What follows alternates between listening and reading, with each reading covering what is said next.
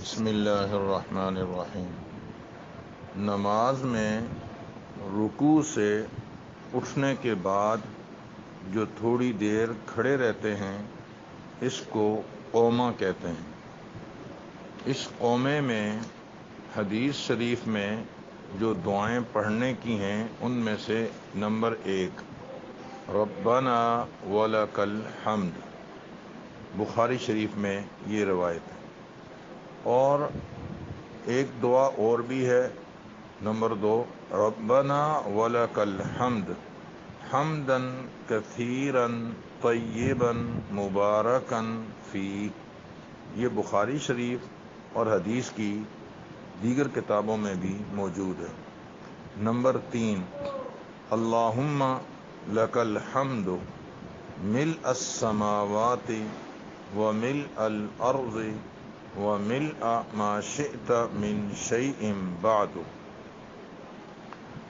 قومے میں اگر ان میں سے کوئی دعا پڑھ لی جائے تو قومہ تسلی کے ساتھ ادا ہو جائے گا، ورنہ عموماً لوگ چونکہ قومے میں کوئی دعا تو پڑھتے نہیں تو پھر قومہ صحیح طریقے سے ادا کیے بغیر جلدی جلدی سجدے میں چلے جاتے ہیں، اور تعدیل ارکان جن کا اہتمام ضروری ہے ان کے فوت ہونے کی وجہ سے نماز ناقص رہ جاتی ہے۔ لہذا ربنا ولک الحمد اور اس کے یہ بالکل جب کھڑے ہو جائیں تو یہ کلمہ کہیں، اور سنن اور نوافل میں اچھی بات ہے کہ اس کے بعد حمدا کثیرا طیبا مبارکا فی یہ بھی کہہ دیں۔ فرضوں میں بھی اگر کہہ دیا جائے تو زیادہ وقت نہیں لگتا، اس میں قومہ اچھے انداز سے ادا ہو جائے گا۔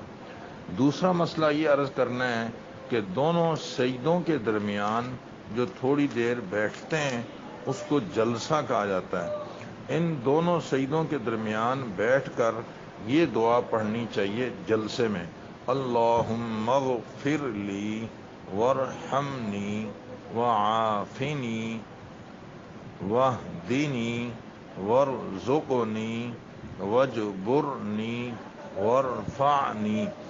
سنن ابی داود اور ترمذی شریف میں یہ حدیث موجود ہے۔